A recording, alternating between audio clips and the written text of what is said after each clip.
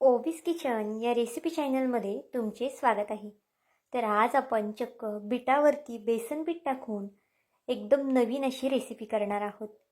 खूपदा मुलं बीट खात नाही किंवा जर मुलांना कच्चं बीट दिलं ना तरीसुद्धा ती खात नाही आणि मग प्रश्न पडतो की मुलांना बीट कसं चारायचं.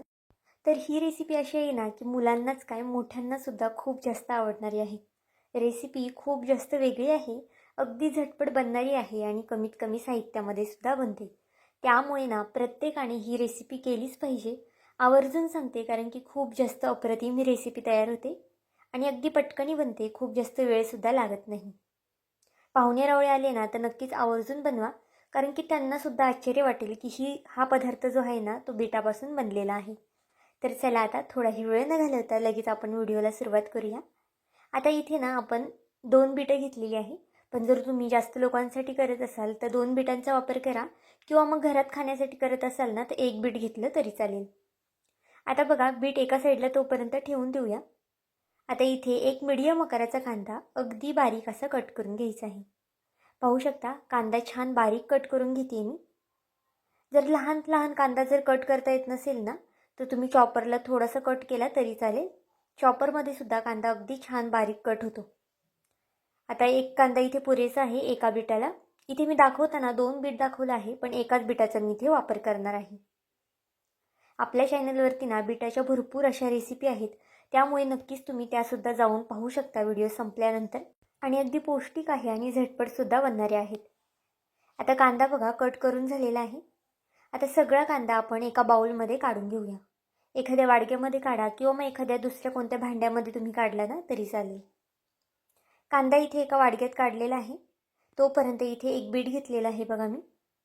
बीट इथे ना आपल्याला साल काढून घ्यायची आहे आणि बारीक बारीक फोडीमध्ये इथे बघा मी बीट कट करून घेतलं आहे. बीटाची संपूर्ण साल काढून स्वच्छ असं बीट साल काढण्या अगोदर धुवून घेतलं होतं आणि बारीक बारीक तुकडे करून मिक्सरच्या भांड्यामध्ये टाकून घेतलं आहे. 2 हिरव्या मिरच्या कट करून घातल्या आहेत मधनं. नुसत्या तशाच घातल्या तरीसुद्धा चालेल, कारण की आपल्याला हे वाटून घ्यायचं आहे. पाहू शकता, मिक्सरला छान असं बारीक फिरवून घेतलेलं आहे. अगदी छोटे छोटे बीटाचे कण राहिले तरीसुद्धा चालतील, अगदी फाईन पेस्ट करायची आहे असं नाही आहे. पाहू शकता अगदी या पद्धतीने, आणि पाणी वगैरे न टाकताच हे मी वाटून घेतलेलं आहे. आता सगळं जे बीट आहे ना आपण वाटून घेतलेलं ते एका बाउलमध्ये काढून घेऊया. म्हणजे ज्या बाउलमध्ये कांदा काढला होता ना त्याच बाउलमध्ये हे सुद्धा बीट आपल्याला सगळं काढून घ्यायचे आहे. रेसिपी खूप जास्त पौष्टिक आहे, त्यामुळे प्रत्येकाने ही रेसिपी केलीच पाहिजे. आणि जर मुलांना तुम्ही ही रेसिपी करून दिली ना तर नक्कीच अगदी बोटं चाटत राहतील, इतकी जास्त अप्रतिम ही रेसिपी होते. आता यामध्ये ना आपल्याला भरपूर अशी कोथिंबीर घालायची आहे. कोथिंबीर असेल ना तर नक्कीच आवर्जून घाला. आता मार्केटमध्ये बीटसुद्धा खूप जास्त स्वस्त झालेलं आहे, कोथिंबीरसुद्धा खूप जास्त स्वस्त प्रमाणात झालेली आहे. त्यामुळे नक्कीच कोथिंबीर बीट हे भरभरून घाला या रेसिपीमध्ये. कोथिंबीर घातल्यानंतर पुन्हा छान असं हे आपल्याला मिक्स करायचं आहे. आणि आता यामध्ये आपल्याला अगदी थोडासा ओवा घालायचा आहे. ओवा बघा इथे मी हातावरती क्रश करून घातला आहे, म्हणजे ओव्याचा फ्लेवर छान येतो. अगदी अर्धा चमचा इतपत जिरं घालून घेतलं आहे. अगदी थोडीशी हळद घातली आहे. हळद घालणं ऑप्शनल आहे, आवडत असेल तर घाला किंवा मी या रेसिपीसाठी तुम्ही हळद स्किप केली ना तरी चालेल. चवीनुसार मीठ घातलं आहे आणि पुन्हा छान असं हे मिक्स करून घेतलं आहे. आता तुम्हाला नक्कीच अजून पदार्थ काय आहे ना हे कळलं नसेल, पण नक्कीच मी तुम्हाला पुढे सांगणार आहे की आपण नक्की काय बनवतोय. खूप जास्त अप्रतिम अशी रेसिपी आहे ना, त्यामुळे पुन्हा पुन्हा सांगते, बनवून पहा. 3 ते 4 चमचे इतपत मी बेसन पीठ घातलं आहे यामध्ये. बघा, तुम्हाला जर जास्त पीठ तुम्ही घेतलं असेल ना तर तुम्हाला बेसन पिठाचं प्रमाण इथे जास्तसुद्धा लागू शकतं. पण इथे मी एकाच बीटाचा वापर केला आहे, त्यामुळे 4 ते 5 चमचे इतपत बेसन पीठ घातलेलं आहे.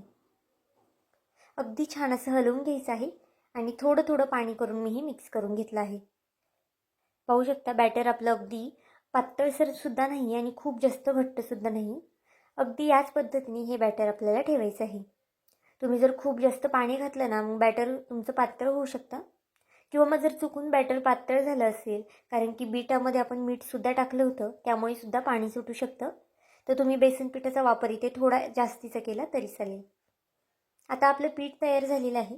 तोपर्यंत एका साईडला गॅसवरती कढईसुद्धा तापत ठेवलेली आहे. इथे ना आपण बीटाची कुरकुरीत अशी भजी करणार आहोत. जर तुम्ही मुलांना ही भजी खायला दिली ना तर त्यांना कळणारसुद्धा नाही ही बिटाची भजी आहे की मंचुरियन आहे, कारण की टेस्टला म्हणाल ना तर अगदी भन्नाट लागते मंचुरियनपेक्षा पण. आणि बिटाची असल्यामुळे ना खूप जास्त पौष्टिकसुद्धा आहे.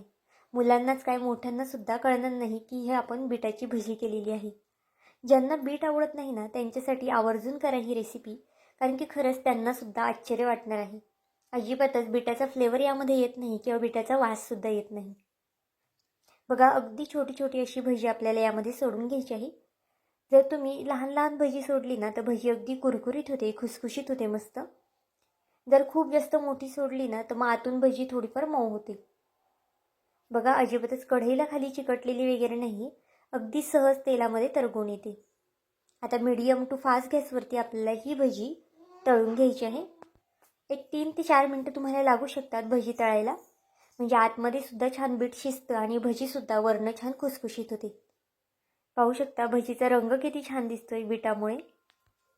अगदी मंचुरियन जसे दिसतात ना तसेच दिसत आहेत. कोणताही फूड कलर नाही किंवा कोणत्याही प्रकारचं आपण यामध्ये एक्स्ट्राचं सामानसुद्धा घातलेलं नाही, तरीसुद्धा आपली भजी किती जास्त छान झालेली आहे. आता अशाच पद्धतीने बाकीची जी भजी राहिली आहे ना तीसुद्धा तळून घेऊया. सुरुवातीला गॅस थोडासा फास्ट करायचा आहे आणि नंतर ना भजी आपल्याला ही सोडून घ्यायची आहे. आता एका बिटामध्ये ना भरपूर अशी भजी आपली तयार झालेली आहे. प्लेटभर इतपत भजी होते. त्यामुळे करताना ना थोडीशी जास्तच बिटाची करा, कारण की तुम्हाला ही भजी उरणारसुद्धा नाही. सगळेजण अगदी पटकनी फस्त करून टाकतील, इतकी जास्त ही भजी अप्रतिम होते. बघा, आपली दुसरीसुद्धा भजी तळून झालेली आहे. अगदी कुरकुरीत खुसखुशीत अशी वर्ण झालेली आहे. तुम्हाला पाहूनच कळत असेल किती जास्त ही भजी क्रंची झालेली आहे. आता तेलामधून अगदी निथळून काढून घेऊया. अजिबातच तेलकट वगैरे होत नाही. आपण नेहमीची कांदा भजी करतो किंवा बटाटा भजी करतो ती तरी भजी थोडीफार तेलकट होते आणि थोडीशी अनहेल्दीसुद्धा असते. पण अशा पद्धतीने ही बिटाची भजी नक्कीच करून पहा, अगदी अप्रतिम लागते. पाहू शकता इथे अगदी खुसखुशीत अशी भजी झालेली आहे. त्यामुळे प्रत्येकाने ही बिटाची भजी एकदा तरी केलीच पाहिजे. तर आजची ही रेसिपी तुम्हाला कशी वाटली मला हे कमेंट करून नक्की सांगा. आणि चॅनलवरती नवीन असाल तर चॅनलला एक लाईक आणि एक सबस्क्राईब करायला विसरू नका. पुन्हा भेटूया आपण अशाच एका नवीन व्हिडिओमध्ये. तोपर्यंत बाय.